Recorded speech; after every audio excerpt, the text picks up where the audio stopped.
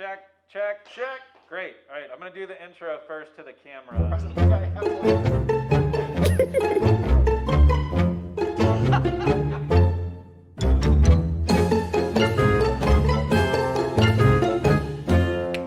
Hello, I'm Mick Sullivan and welcome to Megaphone Monday. I'm here today with Stephen Yates. Stephen, what's your title? I'm the community and corporate sales manager here at the Fraser History Museum. Okay, pretend I'm 4 years old and explain your job to me. I am the group sales manager. I handle motor coach visits that come into town. I also do bourbon tastings and guided tours of the Spirit of Kentucky. You're the star of Sipping with Stephen, aren't you? That is what I do in my spare time, thanks to you and Josh, yes. All right, hey, have you ever seen Bill and Ted's Excellent Adventure? Absolutely. All right, good. If you could go to the mall with anyone from history, who would it be and what would you do?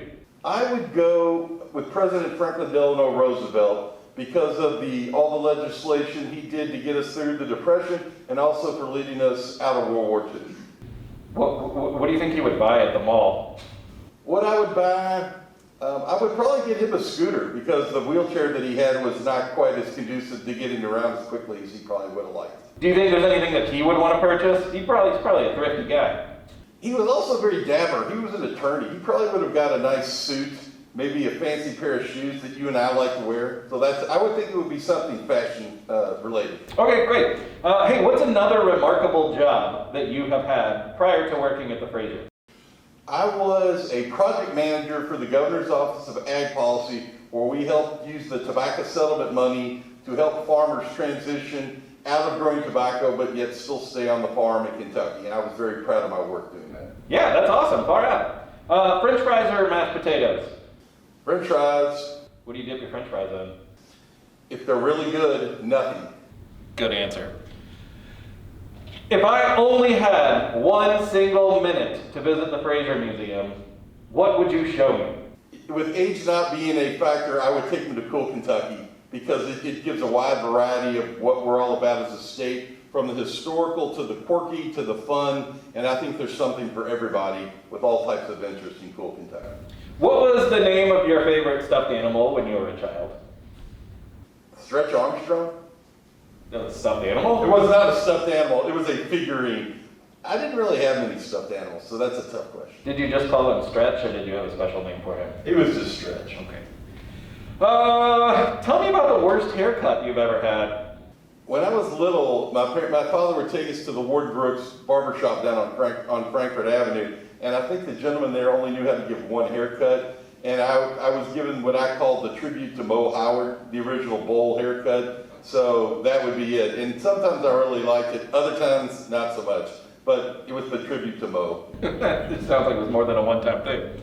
Yeah. Is there a song that you get stuck in your head more often than any other? Yes, and that can either be good or bad. You know, kind of. If the songs when I'm feeling really good or if I need something, you can't always get what you want by the Stones pops in, and then there's other things that are like song worms that if I hear them, they will be in my mind for maybe a week. And like we built the city on rock and roll. It's not a good thing, but when I hear it, it's in there for a week. Yeah, I feel you on that one. That's a definite earworm. I'm not going to ask you to sing it because I don't want it in my ear. So that was a question I was going to ask, but I don't want to hear that song. Do you have a favorite story from history? Somebody or something or an event that you're just like, wow, I love to think about that. I love to read about it. I love to tell people about it. Yeah, you know, a lot of it comes back to World War II stuff.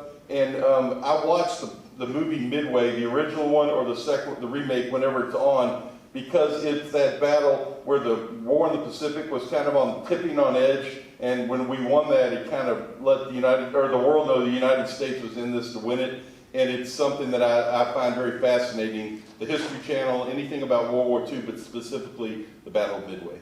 Fantastic. Thank you, Stephen. Join us next week for Megaphone Mondays. I'm Mick Sullivan. We'll see you next time. Say bye, Stephen. Bye, Stephen. Thank you, Mick.